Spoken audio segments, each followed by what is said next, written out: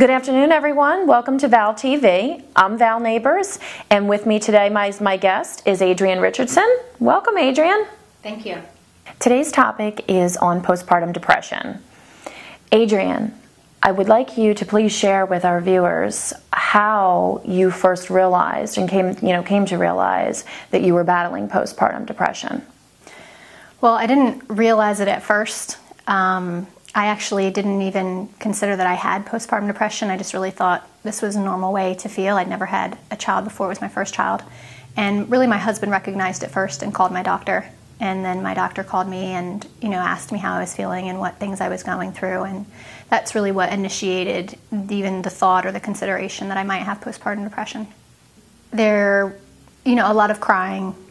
I just assumed that was because, I was adjusting to a different life. I was getting very little sleep. My child was very colicky and he never slept well, so I was sleep deprived and really just crying a lot. But then it became more of an anger, where I would be angry with my husband, and it just grew and grew from there to where I actually became very physically violent towards my husband and had lots of negative thoughts about myself and my child and just the situation that I was in. And so they really just grew and compounded as time went on. Adrienne, how did you overcome, what were some of the steps that you took to overcome the postpartum depression after having your child? Well, it wasn't easy. It was a really long road. It was a good 9 months that I suffered with it before I was able to kind of move on and get control over my life again. I did take medication for a short period of time for about 6 months, but also just finding purpose and finding some way to take what I had been through and use it in a positive way to help others. Because there's a lot of shame and embarrassment that goes on with postpartum depression, and most women won't even talk about it or tell someone what they're feeling for fear of judgment. And so they don't often reach out for help.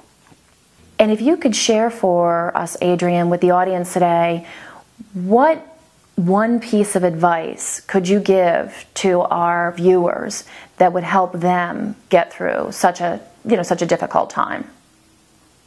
Well, my advice would be for the new mom or someone who's recently going to be giving birth soon, and that is to be aware of how you're feeling. And it is normal to have a little bit of baby blues, they call them.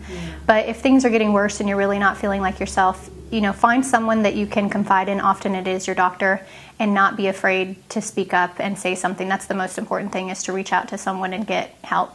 But in the state of New Jersey, there is a postpartum depression hotline where you can call someone 24 hours a day and talk to them about what you're feeling. And you can remain anonymous, so that way if there's not anybody in your family or friends that you feel like you can confide in, then they do have a helpline. I'm sure there's lots of states that probably have that.